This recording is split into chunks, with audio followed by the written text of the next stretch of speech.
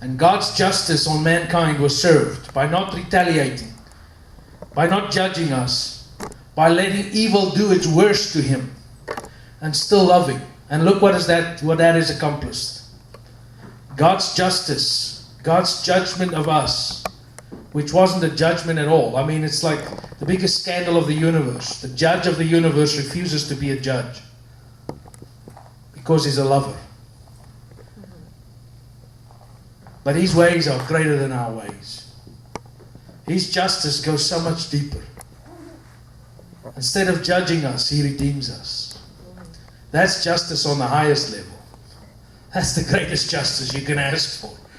God save them, rescue them, open their eyes, cause reconciliation to the point where we're the best of buddies.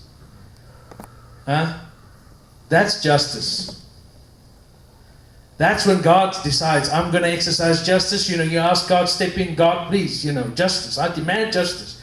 God says, okay, I'll show you justice, but not on the level you're expecting. I'll show you my justice. My justice is total reconciliation. My justice is forgiveness. My justice is way beyond. See, because my justice is birthed in love. Everything God does is birthed in love. There's nothing in his justice that his love doesn't approve of. Because there's nothing in his justice that isn't motivated by love.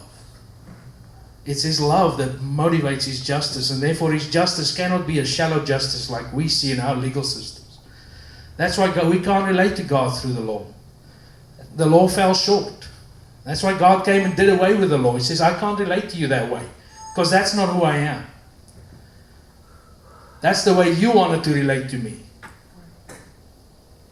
So that's the way I gave you the law, and I related to you as best I could, but I am tired of it. Sacrifices and offerings I did not desire. I mean, come on, let's get on a higher plane here. I want a deeper relationship with you than just all this shallow stuff. I want love to be at the root and the core of everything that I do and I am. And so God is just awesome that way. And He's renewing our minds and opening our eyes to where He sets a table before us in the presence of our enemies. I mean, get that picture. Just think about that for a second. He sets a table before you to feast, to sit down and relax and have an outright feast in the presence of your enemies, in the face of your enemies. At the very moment you think, okay, God, it's the time to bring out the big guns and show me my selection of warfare tools so I can pull them out and really take on this enemy. You know, it's the time to strap on Saul's armor and all that. And God says, no, son. Sit ye down here and relax and have a feast, have a meal. And if your enemy wants to come join you, feed him. Love on him, spoil him. Let him feast with you. Do what you can to prove to him you are not going to fight this war. I mean, isn't that what that means? Your enemy is standing there ready to fight you. In the face of your enemies. I mean, they're snarling at you. Ready to swing the sword, lop your head off. Instead of God saying, okay, well, here's my sword. It's bigger. It's a two-edged sword.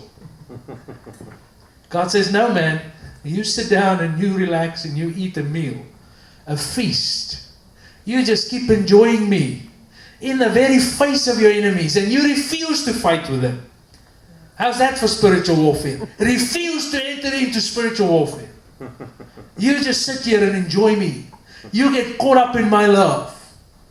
And I'll make your enemies your friends. I'll defeat them for you. I'll blow them away with love. I'll have them sit down and feast with you. See, now the only ones that can get offended at that kind of grace, at that kind of love, is the prodigal son's brother, you know. The one who was a penny pincher, accountant, who had to count every jot and every tittle and legalistically make sure it all adds up just right. He's the one who'll be offended at that. What do you mean you just forgave him? What do you mean you killed the fat calf? Huh? See, that's what the religion will do all the time.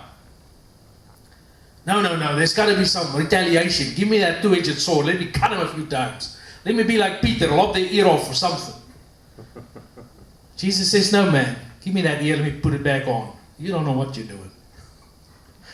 Call yourselves sons of thunder, want to call down fire from heaven. You don't know what spirit you are of. You're not of my spirit. Because I am love. His ways are God. He is awesome. And He's waiting for His kids to become like Him. And the only way we can is by fully grasping who He really is. And then to realize we are His image and likeness. We are like our Daddy. He is love. And love's form of warfare is totally different.